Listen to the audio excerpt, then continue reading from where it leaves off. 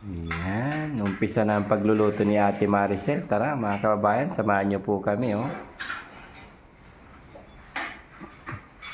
Ganyan ba yun talaga yung pagluluto, Ate Maricel?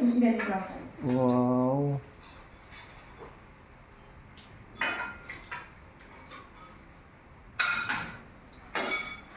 Yun, no? Yun, mga kababayan, no? Samahan niyo po kami. Yung pagbabago ni Ate Maricel. Yan, magaling na magluto. Pag uwi mo niyan, Ate Maricel, lulutuan mo na si nanay. Oo. Yung family mo doon. Ikaw na yung magluluto, no? Ayan.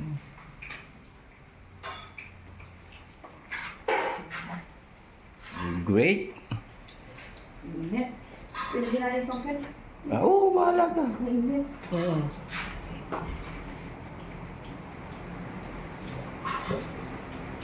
Sige.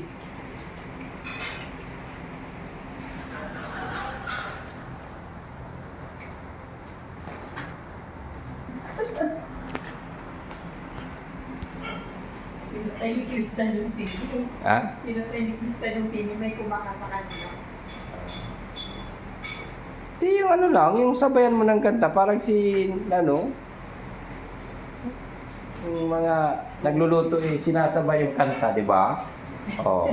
Yung ano lang, ano tawag doon? Vocal. Oh, yung Walang tugtog. yung walang tugtog, yung sabayan mo lang. Sabi nila kasi kapag nagluluto ka, lalong mas masarap pag sinasabayan mo ng kanta. Di ba? Yan. Oo. Sabayan mo ng kanta dapat. Ano ba yung mga paborito mong kanta? Kalimutan natin. Ikaw, bahala ka kung anong gusto mo.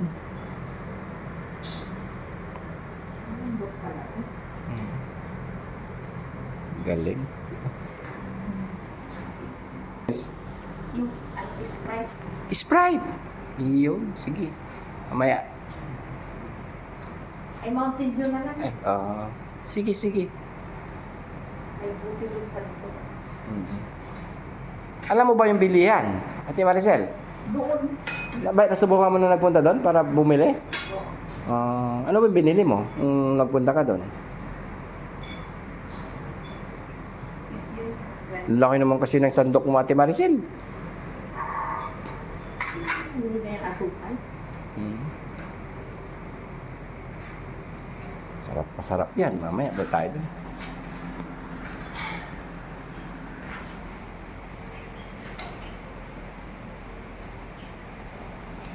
Kailangan pagpula-pulay mo natin yung saging tapos ilagay natin yung asukal. Yung galing talaga ni Ate Maricel. Hindi pagpula niya. Papupulahin pa ng konti. Tapos ilalagay asukal. Wala na ilagay ko na.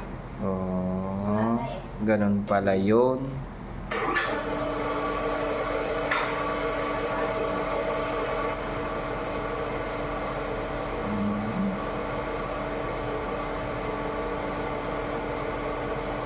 Ganyan lang pala.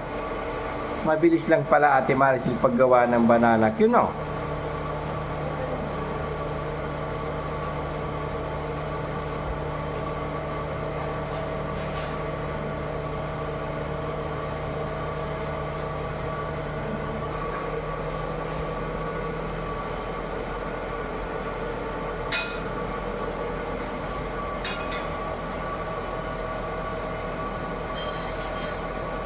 Yan, no?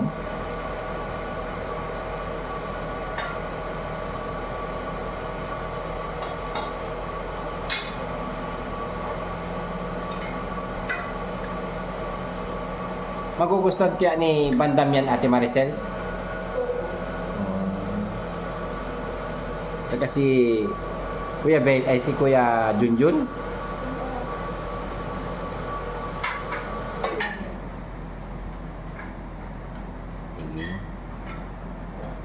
Tingnan natin mamaya.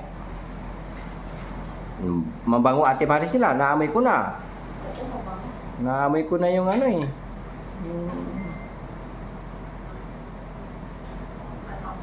Banana Q.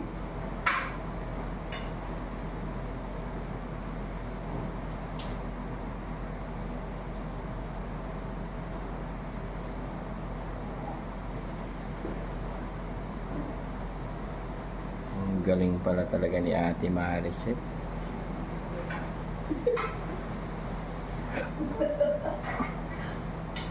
Pwede ka na mag-asawa, Ate Maricel? Pwede ka na mag-asawa? Kasi magaling na magluto. Magaling pa magluto ng tinola. No?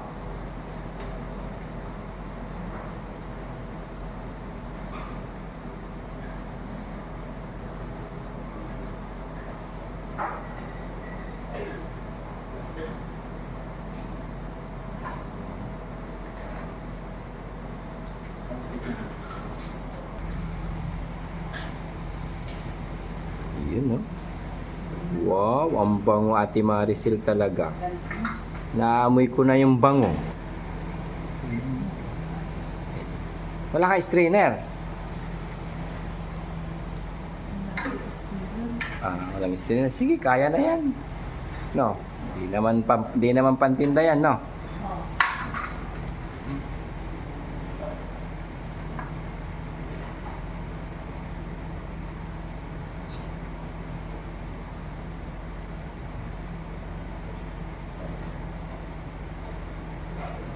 Yan, kinuha niya na yung luto. Yung mga mamula-mula.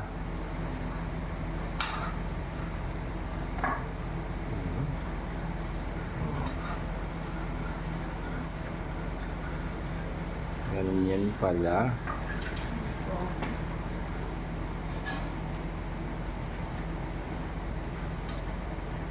Masarap na merienda yan, ah. Anong hinunda niyo sa Manila? Ha? Anong hinunda niyo doon? Hindi ako naghanda kasi wala nang pera. Ganun ba? Oo. Dito na lang, itulong na lang natin yung handa.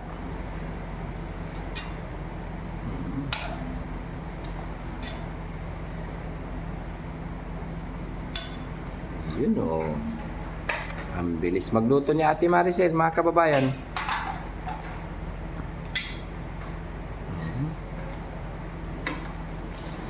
Yun. Tapos halo-halo na.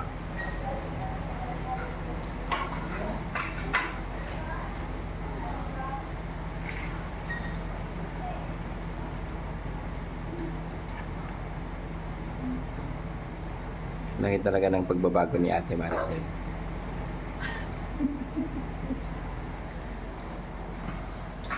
Magaling na magluto, maganda pa. Ha? Hindi na kayo mag-meeting dito. Ay, mamaya, dapat sabay-sabay tayo. Hindi kami magmimerienda hanggat wala ka.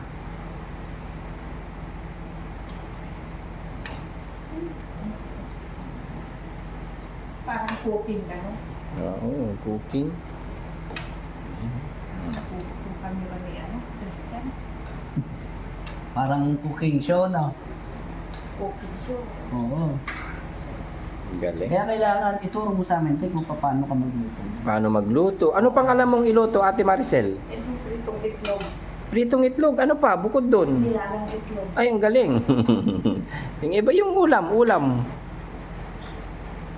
Yung ibang ulam. Kagaya ng tinulang niluto mo before na kayo ni Bandam. Sinigang ay paksin na ba? Ah, sinigang? Paksin na Ay, isda. paksin na isda, marunong ka rin. Ay, bukas bibili tayo, Christian. Bibili ako ng isda bukas, ah. Tapos ipaksi mo, ah. Iyon. Itignan ko. Talagang okay na si Ate Maricel. And mga kababayan, abangan nyo mga kababayan ang... Magdalaw din pala tayo sa Ambankel. Ayun. Oh, hintayin natin si Daddy Frankie, ah. Parang si Lisa dumalaw. Mabalik rin tayo kagad. Ah, gusto mo ring dumalaw? May kukunin lang ako. Pero, Tagal pa kasi ako dito eh. Mga ilang buwan pa. ng buwan pa. Eh, sa bagay, pray ka lang kasi malapit nang matapos yung ano mo. Bukas pagdating ni Daddy, sabihin ko dadalaw tayo bukas. Ah? Bukas. Oo, parating na si Daddy Frankie. Ah?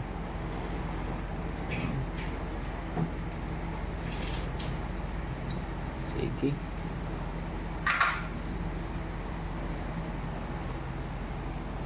Tay Maricel, sabi. Nakita niyong ganito mabulang-bulang, mamaya pwede na yan. Iyan. Ganun ba yun, Ate Maricel? Oo. May instruction po mga kababayan si Ate Maricel, oh. Kapag nakita nyo raw na mamula-mula na, pwede na. Yan pala, ang ganda mga kababayan. Tignan ninyo yung niluluto niya. Oo, oo. Ganda. Ay, manamis-namis talaga. Talagang sweet.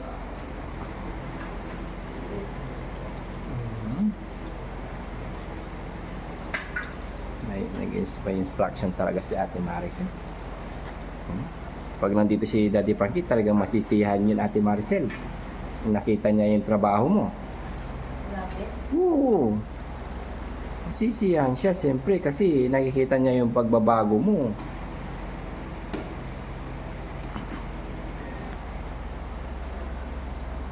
Nagluto ako. Mm. Mga kababayan, kakain po tayo ng luto kong banana cue. Masarap po ito. Yun, nagaya pa talaga si Ate Maricel, no? Oo.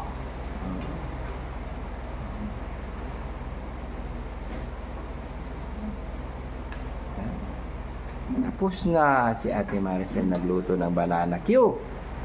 Ang galing. Oh. Marunong talaga. Oh.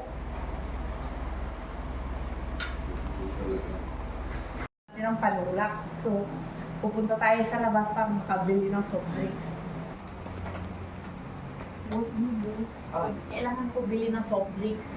Bibili ka ng soft drinks? Opo. Para sa yung soft drinks? Para sa iyo kasi Para sa akin, talaga? Oo.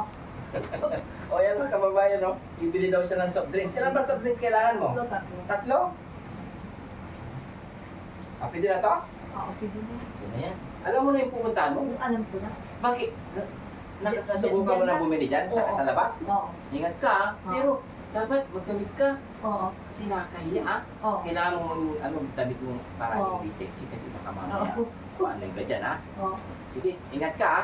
Sige, Yung mga kababayan, yung inyo, magaling na talaga.